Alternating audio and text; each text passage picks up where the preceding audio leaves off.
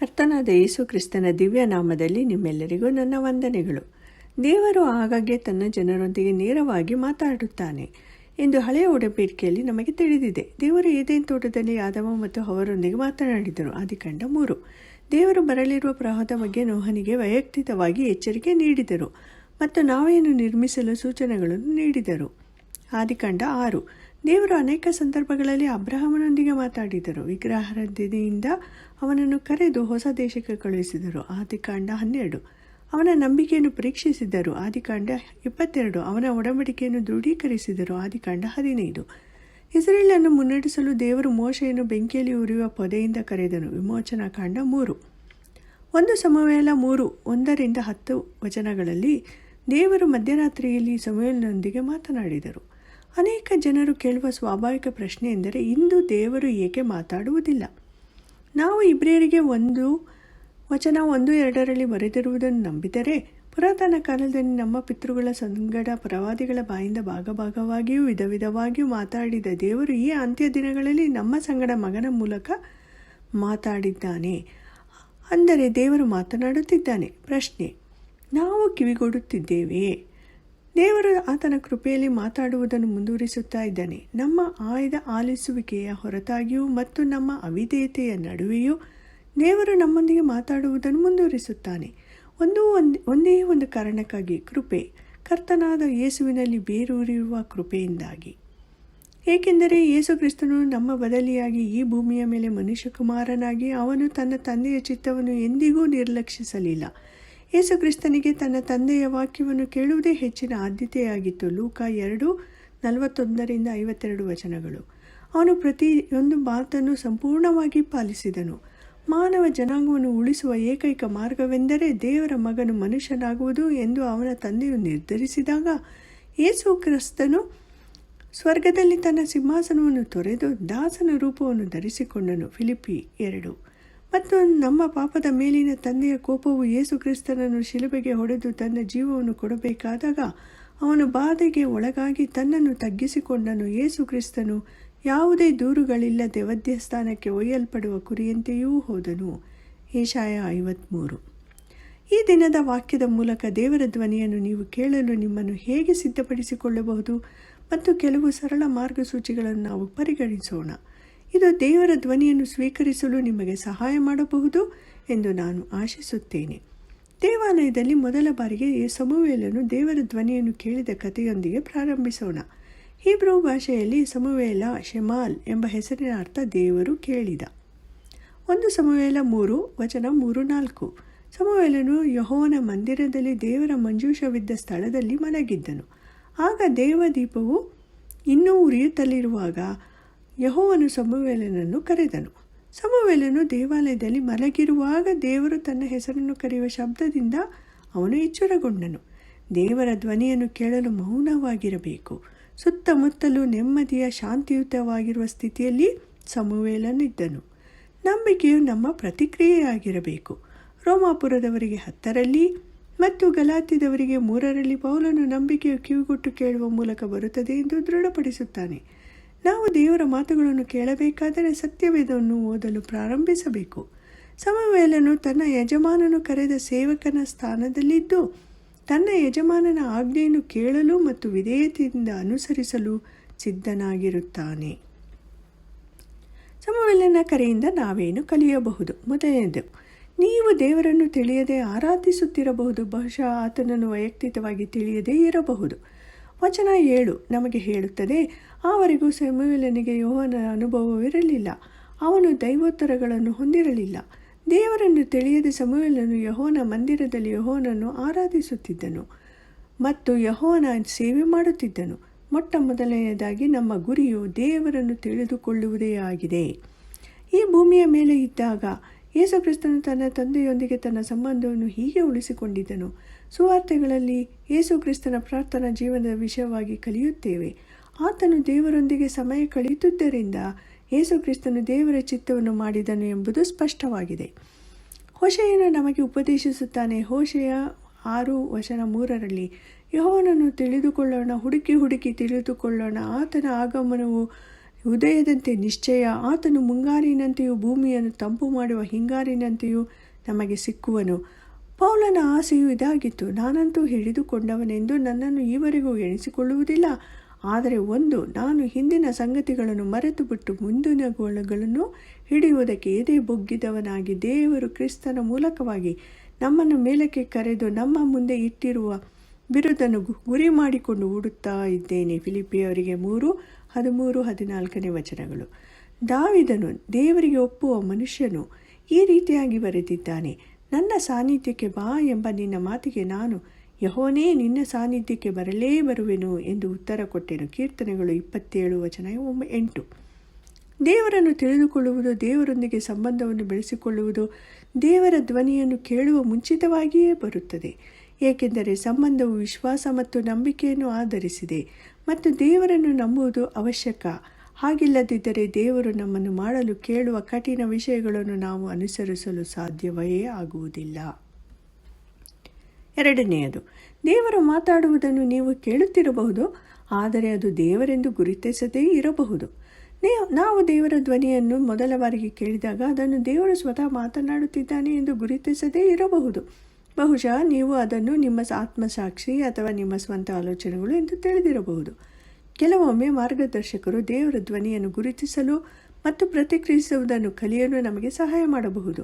ಸಮುವೇಲನಿಗೆ ಏನಾಗುತ್ತಿದೆ ಎಂಬುದನ್ನು ಎಲಿಯನು ಗುರುತಿಸುತ್ತಾನೆ ಮತ್ತು ಇದು ಮತ್ತೆ ಸಂಭವಿಸಿದರೆ ಏನು ಹೇಳಬೇಕೆಂದು ಸಮುವೇಲನಿಗೆ ಸೂಚಿಸುತ್ತಾನೆ. 1 ಸಮುವೇಲ 3:9. ದೇವರನ್ನು ತನ್ನೊಂದಿಗೆ ಮಾತನಾಡಿದ್ದೇನೆಂದು ಸಮುವೇಲನು ಈಗಾಗಲೇ ಚೆನ್ನಾಗಿ ತಿಳಿದಿದ್ದರು. ನಂತರ ಮಾರ್ಗದರ್ಶಕನಾದ ಎಲಿಯನು ಸಮುವೇಲನು ಕೇಳಿದ್ದು ನಿಜವಾಗಿಯೂ ದೇವರ ಧ್ವನಿ ಎಂದು 1 ಸಮುವೇಲ 3:18 ಖಚಿತಪಡಿಸುತ್ತಾನೆ. ಆತನು ಯೆಹೋವನು. 3ನೇಯದು, ದೇವರು ಹೇಳುತ್ತಿರುವುದನ್ನು ನಾವು ಕೇಳಬೇಕಾದರೆ ನಾವು ವಿನಮ್ರ ಮತ್ತು ವಿಧೇಯ ಸೇವಕರಾಗಿ ದೇವರ ಮುಂದೆ ಬರಬೇಕು. ಕಿವಿಗೊಡದೆ ಕೇಳಲು ಸಾಕಷ್ಟು ಸಾಧ್ಯ. 4 ಸುವಾರ್ತೆಗಳಲ್ಲಿ ಪ್ರತಿಯೊಂದರಲ್ಲೂ ಕರ್ತನಾದ ಯೇಸುವು ದೃಷ್ಟಾಂತಗಳಲ್ಲಿ ಬೋಧಿಸಲು ಕಾರಣವನ್ನು ವಿವರಿಸಲು ಯೆಶಾಯನನ್ನು ಉಲ್ಲೇಖಿಸಿದ್ದಾನೆ.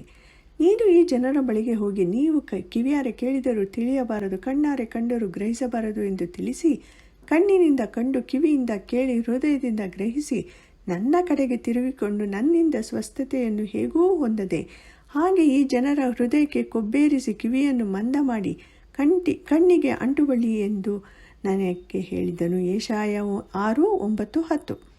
ವಿಧೇಯರಾಗುವ ಇಚ್ಛೆಯು ದೇವರ ಧ್ವನಿಯನ್ನು ಸ್ವೀಕರಿಸುವ ಪ್ರಮುಖ ಭಾಗವಾಗಿದೆ ಎಂದು ನಾವು ಸಮುವೇಲನಿಂದ ಕಲಿಯುತ್ತೇವೆ. ಯೆಹೋವನೇ, ಅಪ್ಪಣೆಯಾಗಲಿ, ನಿನ್ನ ದಾಸನು ಕಾದಿದ್ದಾನೆ. ಒಬ್ಬ ಸೇವಕನು ತನ್ನ ಯಜಮಾನನು ಹೇಳುವುದನ್ನು ಅನುಸರಿಸುವ ಉದ್ದೇಶದಿಂದ ಕೇಳುತ್ತಾನೆ. ನಾವು ಏನು ಮಾಡಬೇಕೆಂದು ಬಯಸುತ್ತೇವೆಯೋ ಅದನ್ನು ಬಿಟ್ಟು ಬೇರೆ ಯಾವುದನ್ನೂ ಮಾಡುವ ಉದ್ದೇಶವಿಲ್ಲದಿದ್ದರೆ ನಾವು ಏನು ಮಾಡಬೇಕೆಂದು ನಾವು ದೇವರನ್ನು ಕೇಳಬಾರದು. ಸಿದ್ಧರಿರುವ ಮತ್ತು ವಿಧೇಯ ಮನೋಭಾವದಿಂದ ಆಜ್ಞೆಯನ್ನು ಪಾಲಿಸುವ ಇಚ್ಛೆಯು ಹೀಗೆ ಇರುತ್ತದೆ. ಏಕೆ ಎಂದು ನಮಗೆ ಅರ್ಥವಾಗದಿದ್ದರೂ ಮತ್ತು ಅಂತಿಮ ಫಲಿತಾಂಶ ನಮಗೆ ತಿಳಿದಿಲ್ಲದಿದ್ದರೂ ಸಹ ನಾವು ದೇವರ ಆಜ್ಞೆಯನ್ನು ಪರಿಪಾಲಿಸುತ್ತೇವೆ. ದೇವರು ದಾವೀದನ ಮೂಲಕ 32ನೇ ಕೀರ್ತನೆಯಲ್ಲಿ ಮಾತಾಡುತ್ತಾನೆ. ಯೆಹೋವನು ನಿನ್ನನ್ನು ಉಪದೇಶಿಸಿ ನಡೆಯಬೇಕಾದ ಮಾರ್ಗವೊಂದು ತಿಳಿಸುವೆನು, ನಿನ್ನನ್ನು ಕಟಾಕ್ಷಿಸಿ ಆಲೋಚನೆ ಹೇಳುವೆನು ಅನ್ನುತ್ತಾನಲ್ಲ. ಆದುದರಿಂದ ನೀವು ವಿವೇಕಹೀನರಾಗಿ ಕುದುರೆಯಂತಾಗಲಿ ಹೇಸರಕತ್ತೆಯಂತಾಗಲಿ ಇರಬೇಡಿರಿ. ಅವುಗಳು ಬಾರು ಕಡಿವಾಣಗಳಿಂದಾಗಲೇ ಸ್ವಾಧೀನವಾಗುವುದಿಲ್ಲವಷ್ಟೇ. ಭೂತ, ವರ್ತಮಾನ ಮತ್ತು ಭವಿಷ್ಯವನ್ನು ತಿಳಿದಿರುವ ದೇವರು ನಮಗೆ ಯಾವ ಮಾರ್ಗವನ್ನು ತೆಗೆದುಕೊಳ್ಳಬೇಕು ಎಂಬುದರ ಕುರಿತು ನಮ್ಮ ಬೋಧಕ ಮತ್ತು ಶಿಕ್ಷಕನಾಗಿದ್ದಾನೆ. ದೇವರು ನಾವು ನೋಡಲಾಗದದ್ದನ್ನು ನೋಡುತ್ತಾನೆ ಮತ್ತು ನಮ್ಮ ಮೇಲೆ ಕಣ್ಣಿಟ್ಟು ಸಲಹೆ ನೀಡುತ್ತಾನೆ. ನಾವು ಕಿವಿಗೊಟ್ಟು ಕೇಳಿದರೆ ದೇವರು ನಮ್ಮ ಬುದ್ಧಿವಂತ ಸಲಹೆಗಾರನು. ದೇವರು ನಮ್ಮನ್ನು ಆತನ ವಾಕ್ಯವನ್ನು ಪಾಲಿಸುವಂತೆ ಒತ್ತಾಯಿಸಲು ಬಯಸುವುದಿಲ್ಲ ಎಂಬುದನ್ನು ಗಮನಿಸಿ.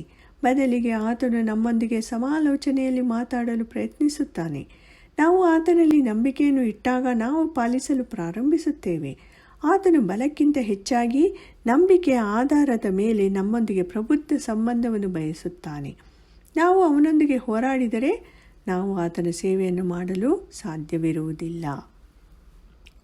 1 ಸಮುವೇಲ 3:1-10 ಸಮುವೇಲನ ಕರೆಯಿಂದ ಕಲಿತ ಪಾಠಗಳು. 1ನೇಯದು, ನೀವು ದೇವರನ್ನು ತಿಳಿಯದೆ ಆರಾಧಿಸುತ್ತಿರಬಹುದು, ಬಹುಶಃ ಆತನನ್ನು ವೈಯಕ್ತಿಕವಾಗಿ ತಿಳಿಯದೇ ಇರಬಹುದು. ಮೊದಲನೆಯದಾಗಿ ದೇವರೊಂದಿಗಿನ ಸಂಬಂಧವೇ ಹೊರತು ಆತನ ಧ್ವನಿಯಲ್ಲ. ನಾವು ಅವನನ್ನು ನಿಕಟವಾಗಿ ತಿಳಿದುಕೊಳ್ಳಲು ಪ್ರಯತ್ನಿಸುತ್ತಿದ್ದೇವೆಯೋ? ಎರಡನೆಯದು, ದೇವರು ಮಾತಾಡುವುದನ್ನು ನೀವು ಕೇಳುತ್ತಿರಬಹುದು, ಆದರೆ ಅದು ದೇವರೆಂದು ಗುರುತಿಸದೇ ಇರಬಹುದು. ಕೆಲವೊಮ್ಮೆ ಒಬ್ಬ ಮಾರ್ಗದರ್ಶಕನು ದೇವರ ಧ್ವನಿಯನ್ನು ಗುರುತಿಸಲು ಮತ್ತು ಪ್ರತಿಕ್ರಿಯಿಸುವುದಕ್ಕೆ ಕಲಿಯಲು ನಮಗೆ ಸಹಾಯ ಮಾಡಬಹುದು. ಮಾರ್ಗದರ್ಶಕನು ನಂತರ ನಾವು ಕೇಳಿದ್ದು ದೇವರ ಧ್ವನಿ ಎಂದು ಖಚಿತಪಡಿಸಬಹುದು. 3. ದೇವರು ಹೇಳುತ್ತಿರುವುದನ್ನು ನಾವು ಕೇಳಬೇಕಾದರೆ ನಾವು ವಿನಮ್ರ ಮತ್ತು ವಿಧೇಯ ಸೇವಕರಾಗಿ ದೇವರ ಮುಂದೆ ಬರಬೇಕು. ಸಮುವೇಲನಂತೆ ಕಾರಣವೇನೆಂದು ಅರ್ಥ ಮಾಡಿಕೊಳ್ಳಲು ಬಯಸದೆ ನಾವು ಒಡನೆ ದೇವರಿಗೆ ವಿಧೇಯರಾಗಲು ಸಿದ್ಧರಾಗಿರಬೇಕು. ನಾವು ನಂಬಿಕೆಯಿಂದ ಆತನನ್ನು ಅನುಸರಿಸಲು ಸಿದ್ಧರಾದಾಗ ಮಾತ್ರ ನಾವು ದೇವರ ಚಿತ್ತವನ್ನು ತಿಳಿಯುತ್ತೇವೆ. ದೇವರು ಇನ್ನೂ ನಮ್ಮೊಂದಿಗೆ ಮಾತಾಡುತ್ತಾನೆ. ಅವನು ದಿನದಿಂದ ದಿನಕ್ಕೆ, ವರ್ಷದಿಂದ ವರ್ಷಕ್ಕೆ ನಮ್ಮೊಂದಿಗೆ ಮಾತಾಡುತ್ತಾನೆ. ಗದ್ದಲದ ಜಗತ್ತಿನಲ್ಲಿ ಒಂದೇ ಒಂದು ಧ್ವನಿ ಇದೆ ಎಂದು ಅರ್ಥ ಮಾಡಿಕೊಳ್ಳಲು ಆತನು ನಮಗೆ ಬುದ್ಧಿವಂತಿಕೆಯನ್ನು ನೀಡುತ್ತಾನೆ. ಅದು ನಾವು ನಿಜವಾಗಿಯೂ ಕೇಳಬೇಕಾದ ದೇವರ ವಾಕ್ಯವಾಗಿದೆ. ಲೂಕ 10:42. ಆತನು ನಮಗೆ ಆತ್ಮದ ಉಡುಗೊರೆಯನ್ನು ನೀಡುತ್ತಾನೆ. ಆದ್ದರಿಂದ ನಾವು ಆತನ ವಾಕ್ಯವನ್ನು ಕೇಳುವುದಷ್ಟೇ ಅಲ್ಲ, ಆದರೆ ಅದನ್ನು ನಂಬಬೇಕು. ರೋಮಾಪುರದವರಿಗೆ 10:17. ವಿಶ್ವಾಸಿಗಳಾದ ನಾವು ನೆರೆಹೊರೆಯವರು, ಉದ್ಯೋಗಾತರು, ಉದ್ಯೋಗಿಗಳು, ದೇವರಿಂದ ಬಂದ ಈ ಎಲ್ಲ ಕರೆಗಳು ದೇವರ ಪ್ರತಿನಿಧಿಗಳಾಗಿ ದೇವರ ಕರೆಗೆ ಕಿವಿಗೊಡುತ್ತಾರೆ, ವಿಧೇಯರಾಗಿ ಪರಿಪಾಲಿಸುತ್ತಾರೆ ಮತ್ತು ಧೈರ್ಯದಿಂದ ದೇವರ ವಾಕ್ಯವನ್ನು ಘೋಷಿಸುತ್ತಾರೆ. ಯೆಹೆಜ್ಕೇಲ 36:26-27 ದೇವರ ವಾಗ್ದಾನ ಮಾಡುವುದನ್ನು ಆಲಿಸಿ, ನಾನು ನಿಮಗೆ ಹೊಸ ಮನಸ್ಸನ್ನು ಕೊಟ್ಟು ನಿಮ್ಮಲ್ಲಿ ನೂತನ ಸ್ವಭಾವವನ್ನು ಹುಟ್ಟಿಸುವೆನು. ಕಲ್ಲಾದ ಹೃದಯವನ್ನು ನಿಮ್ಮೊಳಗಿಂದ ತೆಗೆದು ಮೃದುವಾದ ಹೃದಯವನ್ನು ನಿಮಗೆ ದಯಪಾಲಿಸುವೆನು. ನನ್ನ ಆತ್ಮವನ್ನು ನಿಮ್ಮಲ್ಲಿ ನೆಲೆಸಿರುವಂತೆ ಅನುಗ್ರಹಿಸಿ ನೀವು ನನ್ನ ನಿಯಮಗಳನ್ನು ಅನುಸರಿಸುವ ಹಾಗೆ ಮಾಡುವೆನು. ನೀವು ನನ್ನ ವಿಧಿಗಳನ್ನು ಕೈಗೊಂಡು ಆಚರಿಸುವಿರಿ. ಪ್ರಪಂಚದ ಇತರ ಯಾವುದೇ ಧ್ವನಿಗಳು ಮಾಡಲಾಗದದನ್ನು ಮಾಡಲು ದೇವರ ವಾಕ್ಯವು ಶಕ್ತಿಯನ್ನು ಹೊಂದಿದೆ. ಆತನು ನಮ್ಮನ್ನು ಪರಿವರ್ತಿಸುತ್ತಾನೆ. ಆದ್ದರಿಂದ ನಾವು ಕೇಳುವುದಷ್ಟೇ ಅಲ್ಲ, ನಾವು ಅದನ್ನು ಪರಿಪಾಲಿಸಲು ಧೈರ್ಯವನ್ನು ಹೊಂದಿದ್ದೇವೆ. ಯಾಕೋಬನು 1:19 ನನ್ನ ಪ್ರಿಯ ಸಹೋದರರೇ, ನೀವು ಬಲ್ಲವರು, ಆದರೆ ಪ್ರತಿಯೊಬ್ಬನು ಕಿವಿಗೊಡುವುದರಲ್ಲಿಯೂ ತೀವ್ರವಾಗಿಯೂ, ಮಾತಾಡುವುದರಲ್ಲಿ ನಿಧಾನವಾಗಿಯೂ ಇರಲಿ, ಕೋಪಿಸುವುದರಲ್ಲಿಯೂ ನಿಧಾನವಾಗಿರಲಿ. ನಮಗೆ 2 ಕಿವಿ ಮತ್ತು 1 ಬಾಯಿ ಇದೆ. ಇದರಿಂದ ನಾವು ಮಾತಾಡುವುದಕ್ಕಿಂತ 2 ಪಟ್ಟು ಹೆಚ್ಚು ಕೇಳಬಹುದು. ದೇವರು ನಿಮಗೆ ಆತನ ವಾಕ್ಯವನ್ನು ಆಲಿಸಿ ಆತನ ಧ್ವನಿಯನ್ನು ಕೇಳುವ ವಿಧೇಯತೆಯನ್ನು ಮತ್ತು ಆತನ ಕರೆಯನ್ನು ಪಾಲಿಸುವ ಧೈರ್ಯವನ್ನು ನೀಡಲಿ. ಎಲ್ಲಕ್ಕಿಂತ ಹೆಚ್ಚಾಗಿ ದೇವರ ಕೃಪೆಯಿಂದ ಆತನು ಇನ್ನೂ ನಮ್ಮೊಂದಿಗೆ ಮಾತನಾಡುತ್ತಿರುವುದಕ್ಕೆ ಧನ್ಯರಾಗಿ ನಮ್ಮ ಪ್ರತಿಕ್ರಿಯೆಯು ಸಮುವೇಲನಂತೆಯೇ ಇರಬೇಕು. ಯೆಹೋವನೇ, ಅಪ್ಪಣೆಯಾಗಲಿ, ನಿನ್ನ ದಾಸಿಯು ಕಾದಿದ್ದಾಳೆ.